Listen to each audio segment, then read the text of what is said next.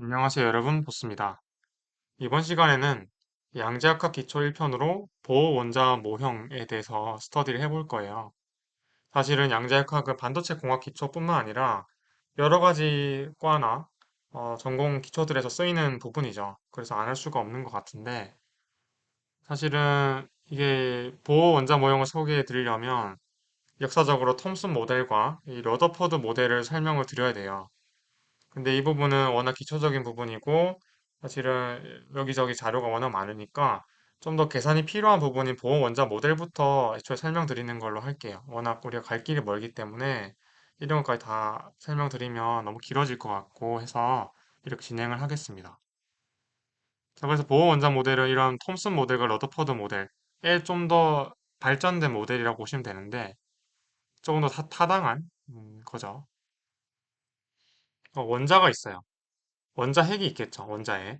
근데 원자 번호가 Z라면, 예를 들면 헬륨은 Z가 2인 거예요. 그러니까 원자 번호가 Z의 값입니다. 그러면 이 원자의 원자 핵에는 Z만큼의 양성자 수가 있을 거고, 양성자는 물론 전자도 있겠죠. 근데 그 양성자와 전자가 있는 거죠. 원자의 양성자가 있으니까. 근데 그 양성자는 각 양성자가 전자와 전하량이 같아요. 크기가. 물론 부호는 반대지만 전자가 마이너스니까. 근데 그 질량은 매우 크지만 어쨌든 전하량의 절대값은 같은 거예요. 그 점 참고하셔서 보신다면 어쨌든 전기력이 작용을 하겠죠. 이 전기력은 쿨롱 힘으로 알려져 있고 그거는 우리가 스터디를 했죠. 오른쪽 위에 띄워드리는 배너에서 전기장뿐만 아니라 전기력도 스터디를 했었어요. 그럼 쿨롱 포스가 작용할 수밖에 없을 것이다. 그럼 당연히 일렉트릭 포텐셜, 그러니까 전위 말고요. 전위는 단위 전하당 1 에너지였고, 그러니까 포텐셜 에너지였고, 우리가 지금 보려는 건 그냥 에너지 단위를 보려는 거예요. 줄 퍼 쿨롱 이런 게 아니라 말 그대로 단위 전하당 포텐셜이 아니라 그냥 일렉트릭 포텐셜. 그게 형성이 된다는 거죠. 전기 장애에 의해서 형성되는 거는 전이겠지만 쿨롱 힘에서 의해서 형성되는 건 전기적인 포텐셜 에너지라고 보시면 됩니다. 그걸 식으로 어떻게 쓰면 될까요? 이렇게 쓸 수가 있을 거예요. 왜냐하면 전기 이력 자체가 4파 이�실론 R 제곱분의 Q1, Q2였는데 그리고 벡터 표시를 빼고 크기만 계산하더라도 그렇게 되죠. 그러면 그런 력에 의한 포텐셜 에너지는 적분을 R에 대해서 해주면 되는 거고 그래서 4파 이�실론 제로 R분의 Q1, Q2라고 적을 수 있겠으며 일반적으로 근데 Q1은 어떤 값이 들어가야 되느냐 하면 그리고 원자 번호가 Z인 양성자 수가 Z개죠, 그러면. 그럼 Z2가 되겠죠. 그냥 설명드렸다시피 양성자 수에 대해서 양성자가 전하량이 전자랑 같기 때문에 E라고 표시할 수 있으며 그래서 Z2라고 표현할 수가 있겠다.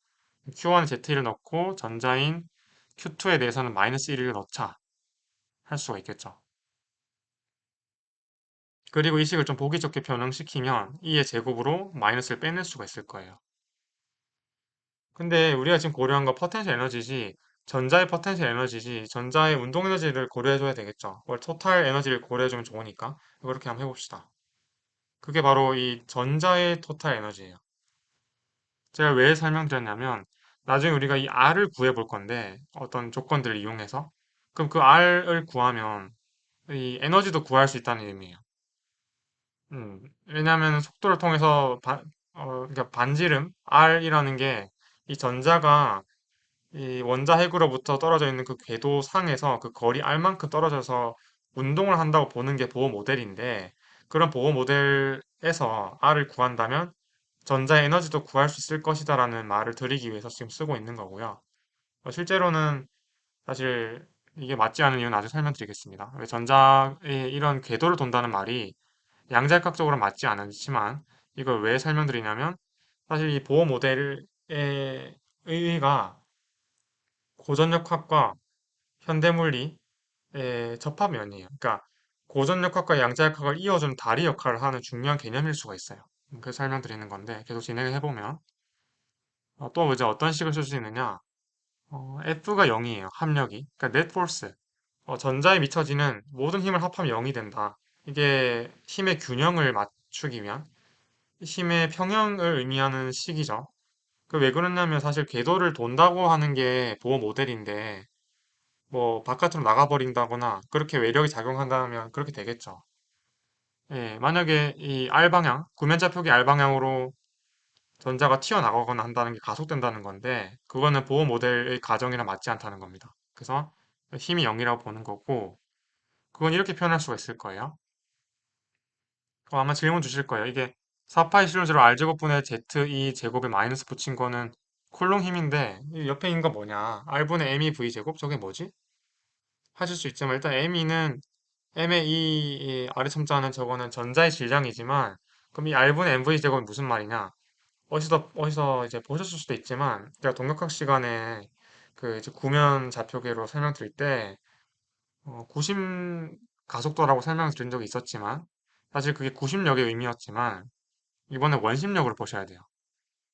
구심력이라는 거 보통 전기력이 될 수도 있고요. 뭐 중력이 될 수도 있고, 그런 잡아당기는 힘이 의미가 구심력인 건데, 그에 반대되는 관성적인 힘이 원심력이에요. 그래서 사실 그런 거죠.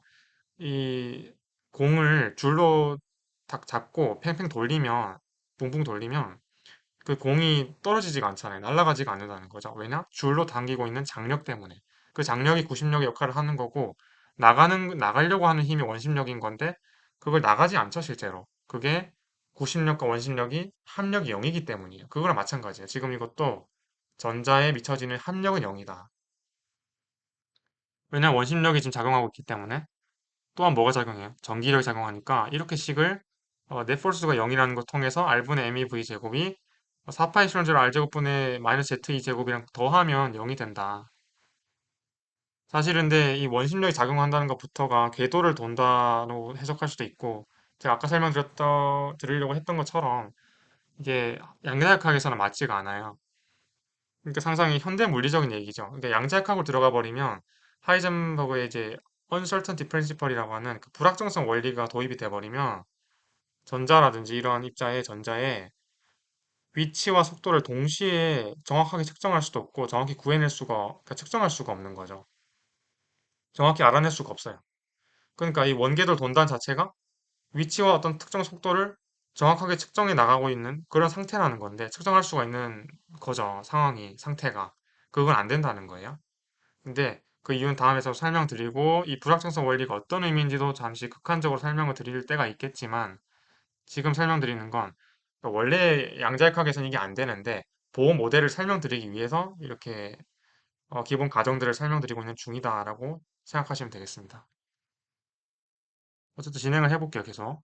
이런 식으로 양자역학의 그 꼬리를 맞춰가는 게, 이어나가는 게 이 다리 역할이 어떤 건지를 보여드리는 거죠. 그리고 또한 이런 식을 쓸 거예요. 이 식은 제가 다다음 영상쯤에, 한 3편쯤에 설명을 자세하게 드릴 테지만, 파동 입자 이중성이라는 듀얼리티라는 그런 성질이 있어요. 입자에는. 근데 그게 웬만해서 그 설명을 좀 쉽게 드릴 수가 있는 부분이긴 해요. 근데 지금 하려면 너무 길어지니까 일단 결과만 말씀드리고 이걸 쓸게요. 일단 받아들이신다면 이 좌변은 가운동량이죠. 우변은 2파이분의 NH. 이 H도 상수예요. 2파이처럼 플랑크 상수라고 불리는 값인데 단위는 물론 있지만 줄과 세크 시간의 곱으로 구성되어 있는 단위를 가지지만 상수예요. 값은.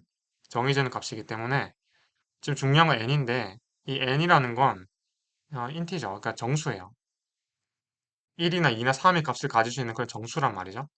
그럼 가군동량이 이 정수에 연관이 되기 때문에 예를 들면 n이 1이면 2파이분의 h, n이 2면은 파이분의 h 이런 식으로 뚝뚝 떨어지는 가군동량을 가질 거라는 게 이미 잘 알려져 있어요.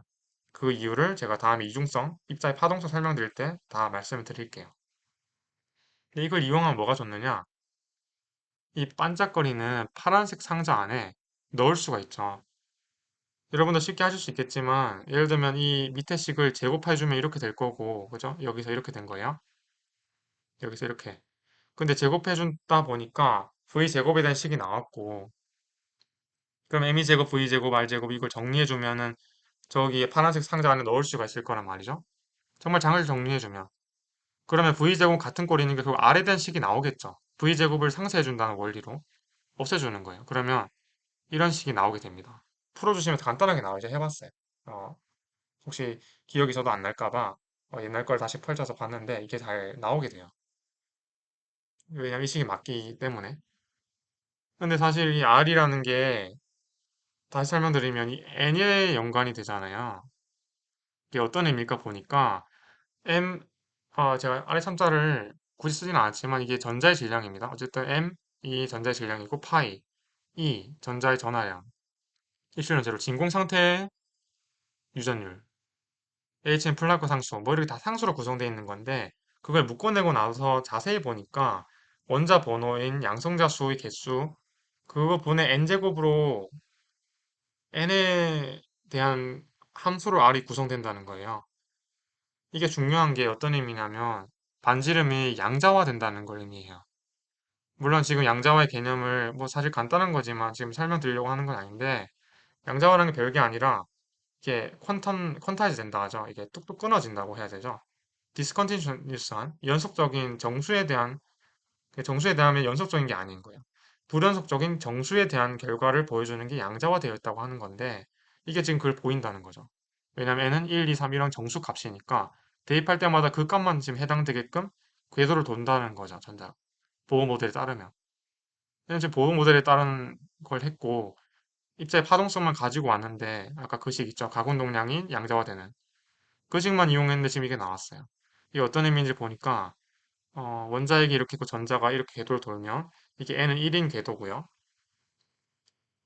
이건 n은 2인 궤도고 이건 n은 3인 궤도라고 할 수 있는 것처럼 결론적으로 계속 이게 점점 나가겠죠. n은 꼭 4, 5 아닐 수가 없으니까 1, 2, 3, 4, 5, 6, 7, 8 계속 나갈 테니까 전자 궤도가 이런 특정 궤도만 돈다는 걸 의미해요. 예. 실제로 이런 것도 타당할 것 같지만 보호 모델에 한계가 있긴 하죠. 왜냐하면 실제로 양자역학적으로는 아까 설명드렸다시피 불확정성 원리 때문에 확률적으로 분포해 있는 형태가 되면서 그래서 오비탈의 개념이 나오게 되는데 제가 이걸 굳이 설명드린 이유가 뭐냐면 여러 교재들에서 설명을 빼놓지 않은 이유가 이 주양자수의 개념이 나오기 때문이에요.